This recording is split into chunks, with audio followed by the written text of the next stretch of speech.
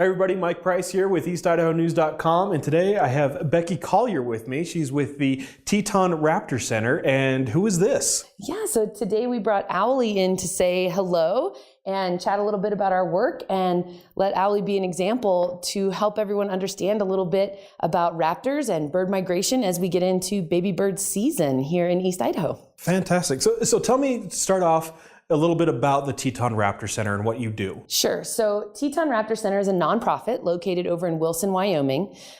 We have a mission that is threefold. Everything we do is about raptor conservation, keeping wild birds wild.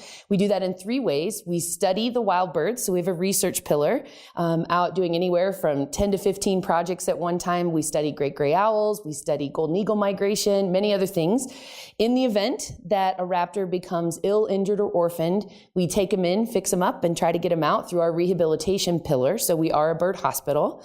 And then in the event like Owly here, if a bird comes in and it's injured in a way that it survives its injuries, it's going to have a fairly content life, but not able to survive in the wild, then we have an education pillar. And we house 13 birds at Teton Raptor Center that live with us full time. And their job now is to teach. So they're sort of on their second careers. Okay. And so that's Owly. And I understand Owly is the matriarch. She's the first one. So Owly is thought to be the oldest bird at Teton Raptor Center. Many of the birds we don't know when they hatched, but we can presume just because of odds in nature that they're fairly young. But Owly has actually been with our founder, Roger Smith.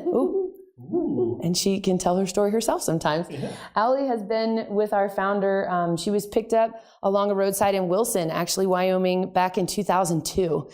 She'd been struck by a vehicle as a young bird, less than a year old. Struck by a vehicle, it injured her wing, and Roger and his wife Margaret had permits at the time to rehabilitate birds out of their home.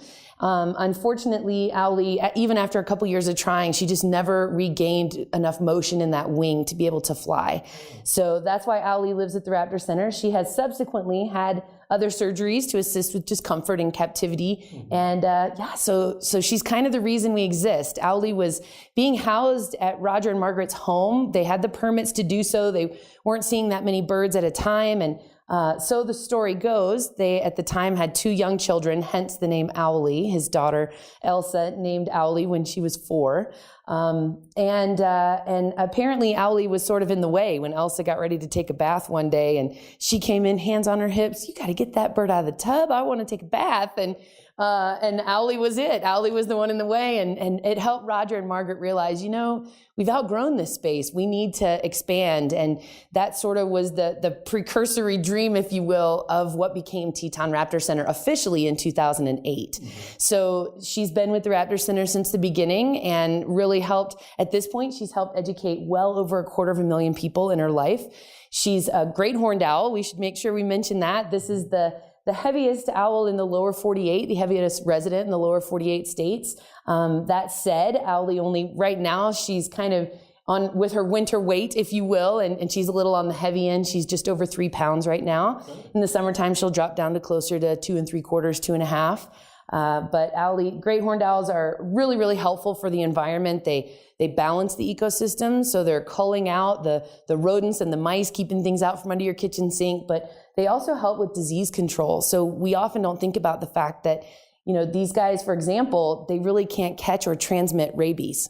So when they're taking out sick animals from the environment, not only do they not get the disease, they won't transmit it. So they're cleaning your yard and cleaning the environment. And they also can't transmit fleas. They can't transmit distemper. So they're doing huge services for us without us even having to pay them. All we need to do is give them space. And that's kind of why I'm here today, is to talk a little bit about baby bird season. Yeah. So tell me, baby bird season, hatching up? Yeah. So owls, I don't know what she sees, what do you have back there, but owls are notorious for leaving the nest before they can fly. Many birds will leave the nest. They have to practice. It's not like the cartoons where they go to the edge of the nest and they just take off magically. They have to learn how to fly. And great horned owls especially may be on the ground for up to 2 weeks, where they're climbing out of the nest. They didn't fall. They weren't pushed. They jumped out on their own.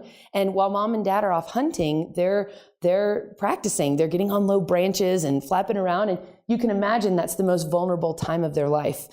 During that time, pets, dogs and cats can get after them. Humans may come across them. And with the best of intentions, we find these baby birds on the ground and we think, oh my gosh, we have to help it, and they scoop it up and they take it home. And then they think, well, what does this thing eat?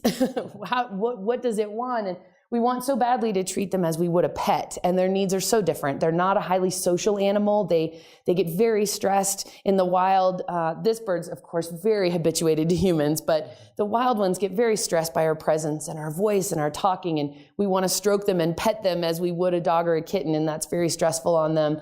Also, the real danger with these guys when they're picked up unintentionally as babies is that they can imprint onto whoever's feeding them. That's those first 30 days of their life and even beyond a little bit. That's when they're deciding who they are and where food comes from. And if we feed them and they decide, if we feed them and they decide that we are where food comes from, then when they get hungry, they're not going to go off hunting. They're going to go to the humans and ask them for something to eat. And that's how so many of our birds can end up hit by cars. And it's a dangerous situation for the bird. And again, they're doing us such a huge service. So we really want to keep them out there.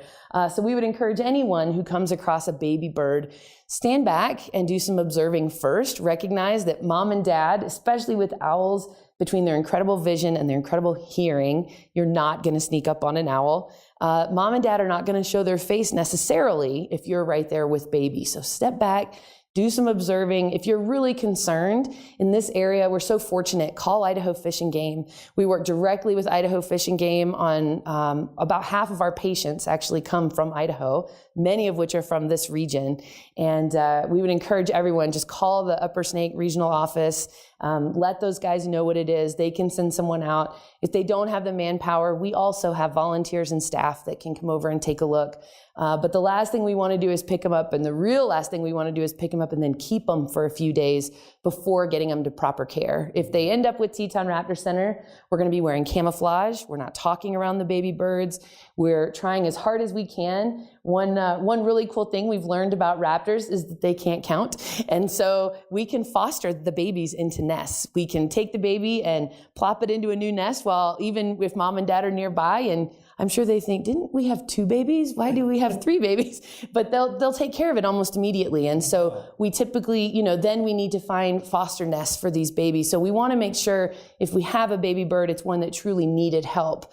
And this time last year, actually, Teton Raptor Center took in 19 baby barn owls from the Idaho Falls area. It was 3 different nests. So barn owls can have a lot of babies at one time. 3 different nests, and all young birds. What we presume happened, and the story from 2 of the 3 nests, was that the farmers were moving their hay. It's that time of year, and owls typically don't build a nest. They use an old nest or a cavity, and barn owls will just lay their eggs anywhere. And these barn owl babies had hatched on top of the hay. So when they moved the hay, the babies fell. Farmers weren't sure what to do. In that situation, had we known where the nests were, we could have helped with nest boxes and getting them reunited with mom and dad. But as it stood, the Raptor Center spent a month fostering 19 babies, $3,000 to feed those guys proper diet. They eat so much more when they're growing, when they're babies. Some of those guys were eating close to 10 mice apiece a day. And at 70 to 80 cents a mouse, you can do the math there. And we ended up fostering all the babies. They were fostered into nests in northern Utah, which was a really cool opportunity, interstate relationships there. They came from Idaho, treated in Wyoming.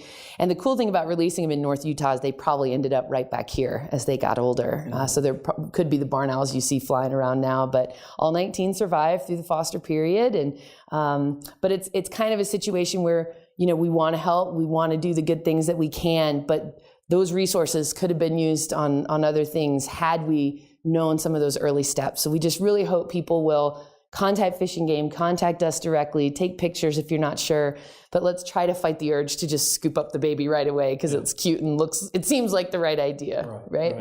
So what kinds of birds, raptors obviously, but what are the common types that you get at the Raptor Center? Sure. So the really cool thing about this area is that there are about 30 types of raptor in the area. And I guess we should define raptor, shouldn't we?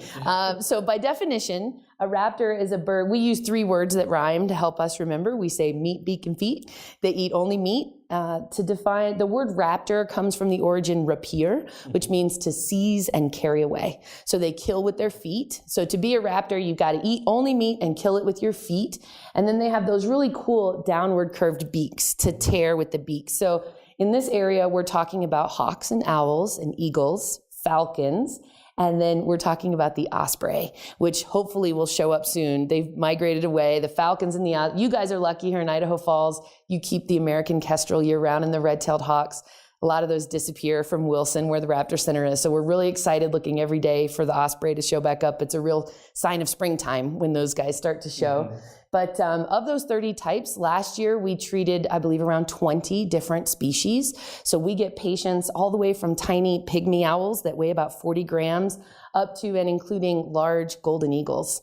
And so, the gamut of what we may treat is the variety of raptors is really massive in this area. And that's why the Raptor Center is really focused on raptors specifically. Their housing needs, their diet needs are very unique, and just assisting birds of that gamut and size. That's why we focus on raptors. Also, of course, they're near the top of the food chain. So focusing on the raptors, a lot of science and a lot of even poets and things will comment on, if you can take care of the top of the food chain, the bottom will balance itself out. And so that's why our focus is there. But we'll see anywhere from 100 to 150 patients in a year, representing anywhere from 20 to 25 of those species. So great horned owl is our most common patient most years. And the number one reason for admit with great horned owls is collisions. So these guys are out hunting alongside the road. It's a really cool thing to see a great horned owl, but seeing them on the side of the road is not always a good thing because they're likely hunting. There are things we can do every day that cost nothing, things like picking up garbage, making sure we don't throw that apple core out of the car window. We think it's an apple core, it's biodegradable, what's it matter? But apple cores draw in rodents. They draw in small animals to the sides of the road. Then it becomes, you got it. Exactly. So try not to feed the highways, slow down at sunrise and sunset. Just because the speed limit's 70 doesn't mean you have to go that fast. Give them space, remembering and reminding ourselves of the services they provide. Even if you want to be selfish, just from a human standpoint, they're doing us such a service. So it should be noted, by the way, great horns are also extremely powerful. And these guys are capable. One of their preferred diet items is a skunk. Oh, wow. And there's very little left in this country that will naturally prey on skunks other than our poor cars that get them, it seems like. So these guys, they're really, every time I hear a great horned owl, I thank it for its service and send it on its way. So. Oh, wow. Yeah. That's fantastic. Yeah. And they're beautiful birds. Thank you. Yeah, they have amazing camouflage. They blend right in with the trees. It's really incredible how often I'll hear one and have a hard time finding it, even in the tree, given their size. But I should mention, too, that Owly is a female. And the females and males look exactly the same, with the exception that the females are about 1/3 larger. Oh, so one of my favorite raptor facts is that the girls are bigger and stronger than the boys are. So they're the ones that wear the pants. That's right. They're wearing those pants. They're keeping that nest in order. They're doing it. Indeed. Oh, that's great. I've always loved owls. I remember growing up, we had a big stand of trees behind my house, and I think there's a few barn. I don't remember what kind of owls they were, but I just loved listening to them. So cool. Pretty much any time of the day we'd hear them, but especially in the evenings, and it was just great, especially to see them take off and just huge wings. Yeah, it's really magnificent. We often think about owls being nocturnal, nighttime, but the truth of the matter is I've yet to meet an owl that waited until dark to be fed. They kind of are opportunistic in a lot of ways, and they certainly can be out at night. That's what's so cool about them, but they're not only out at night. So it's not sick if it's out during the day. It's not got a problem if it's out during the day. It just means that there's an opportunity there. So giving them their space is really, really important. Is there a place people can go to find out more about what you do and about raptors in general? Yeah, absolutely. So definitely visit our website. TetonRaptorCenter.org is our website. We do, right now we're just doing a public program here at the end of April and the end of May. We'll be doing those. We're going to be out and about at a lot of festivals that will get you that information. We're going to be at the Migratory Bird Day at Market Lake with Idaho Fish and Game. We'll have some birds there for folks to meet and greet. I believe that's coming up in May. And our website's a really helpful portal right now to learn about our programs. Teton Raptor Center is undergoing an exciting change right now. We're embarking and beginning a huge capital effort to improve and restore some of the structures at our current property. So coming to visit is not a huge option right now. There's a lot of mud everywhere as we're tying in sewer and getting the new infrastructure in place for some new buildings and some improved buildings for the birds and for programs. So check out our website. This summer, we will be at 12 locations a week for a program, maybe up in Grand Teton National Park or at all around Jackson Hole, primarily for regular programs. So check out our website. We hope people will come out and visit and learn more about our birds. Okay. Well, Becky, thank you so Thank you, much. Mike. Thank you, Owly, and go check out the Teton Raptor Center online. Perfect. Thank you so much.